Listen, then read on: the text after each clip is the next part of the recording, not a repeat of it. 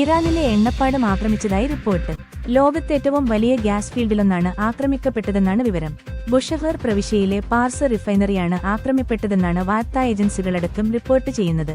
Israel ആക്രമണം നടന്ന ശേഷം ആദ്യമായിട്ടാണ് ഇറാന്റെ ഓയിൽ ഫീൽഡിൽ ആക്രമണം നടന്നതായുള്ള വിവരം പുറത്തുവരുന്നത്. നിലമ്പൂർ ഉപതിരഞ്ഞെടുപ്പിനുള്ള ഇലക്ട്രോണിക് വോട്ടിംഗ് മെഷീനുകൾ സജ്ജമാക്കുന്ന കമ്മീഷനിംഗ് പ്രക്രിയ ചുങ്കത്തറ മാർത്തോമ ഹയർ സെക്കൻഡറി സ്കൂളിൽ പൂർത്തിയായി. വരണാധികാരിയുടെ മേൽനോട്ടത്തിൽ തിരഞ്ഞെടുപ്പ് കമ്മീഷന്റെ നിരീക്ഷകന്റെയും സ്ഥാനാർത്ഥികളുടെ പ്രതിനിധികളുടെയും സാന്നിധ്യത്തിൽ ഭാരത് ഇലക്ട്രോണിക് ലിമിറ്റഡിൽ നിന്നുള്ള എഞ്ചിനീയർമാരാണ് കമ്മീഷനിംഗ് പ്രക്രിയ പൂർത്തീകരിച്ചത്.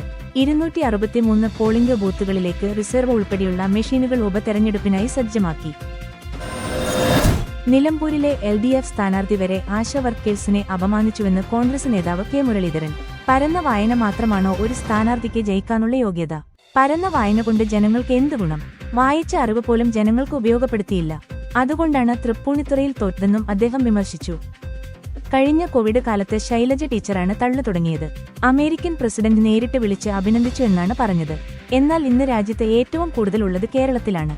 കൂടുതൽ മരണവും കേരളത്തിൽ തന്നെയാണ്. അമേരിക്കൻ പ്രസിഡന്റിന് ഇപ്പോൾ സമയമില്ലാത്തതുകൊണ്ട് ഈ ആരോഗ്യമന്ത്രിയെ അഭിനന്ദിച്ചിട്ടുണ്ടാകില്ലെന്നും മുരളീധരൻ പരിഹസിച്ചു. ഇസ്രയേൽ ആക്രമണം അവസാനിപ്പിക്കണമെന്ന് Muslim League general secretary PK Kunhalikutty പറഞ്ഞു. ഇസ്രയേൽ ആക്രമണം നിർത്തണമെന്ന് മുസ്ലിം ലീഗ് ദേശീയ സെക്രട്ടേറിയറ്റ് പ്രമേയം പാസാക്കി.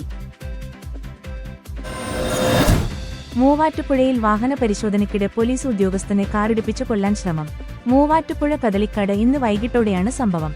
കല്ലൂർക്കാട് പോലീസ് സ്റ്റേഷനിലെ സബ് ഇൻസ്പെക്ടർ EM മുഹമ്മദിന് നേരെയായിരുന്നു ആക്രമണം.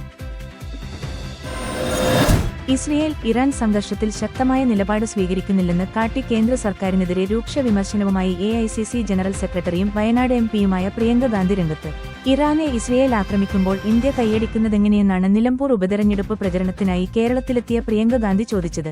ഗാസ വെടിനിർത്തലുമായി ബന്ധപ്പെട്ട UN പ്രമേയ വോട്ടെടുപ്പിൽ നിന്ന് ഇന്ത്യ വിട്ടുനിന്ന നടപടിയിലും കേന്ദ്രത്തിനെതിരെ രൂക്ഷ വിമർശനവും പ്രിയങ്ക ഗാന്ധി നടത്തി. സർക്കാർ നിലപാട് ലജ്ജാകരവും നിരാശാജനകവുമെന്ന് പ്രിയങ്ക കുറ്റപ്പെടുത്തി. കുപ്രസിദ്ധ ഗുണ്ടയായ കാർത്തികപ്പള്ളി പത്തിയൂർ സ്വദേശിക്കിണ്ണ എന്ന് വിളിക്കുന്ന അഖിൽ കൃഷ്ണയെ ആലപ്പുഴ ജില്ലാ പോലീസ് മേധാവിയുടെ അധികാരപരിധിയിൽ പ്രവേശിക്കുന്നതിന് വിലക്കേർപ്പെടുത്തി.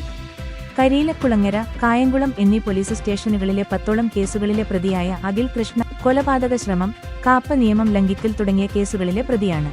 കായംകുളം പോലീസ് സ്റ്റേഷൻ പരിധിയിലുള്ള ക്രിമിനലുകളുമായി ചേർന്നാണ് ഇയാളുടെ സാമൂഹ്യവിരുദ്ധ പ്രവർത്തനം. സംസ്ഥാനത്ത് തീരപ്രദേശങ്ങളിൽ ഉയർന്ന തിരമാല കടലാക്രമണ സാധ്യതയുണ്ടെന്ന് ദേശീയ സമുദ്രസ്ഥിതി പഠന ഗവേഷണ കേന്ദ്രത്തിന്റെ മുന്നറിയിപ്പ്. 3 ജില്ലകളിൽ റെഡ് അലർട്ട് പ്രഖ്യാപിച്ചു. കോഴിക്കോട്, കണ്ണൂർ, കാസർഗോഡ് ജില്ലകളിലാണ് റെഡ് അലർട്ട് പ്രഖ്യാപിച്ചിരിക്കുന്നത്. 6 ജില്ലകളിൽ ഓറഞ്ച് അലർട്ടും പുറപ്പെടുവിച്ചു. തിരുവനന്തപുരം, കൊല്ലം, ആലപ്പുഴ, എറണാകുളം, തൃശൂർ, മലപ്പുറം ജില്ലകളിലാണ് orange alert. News desk ZPO news.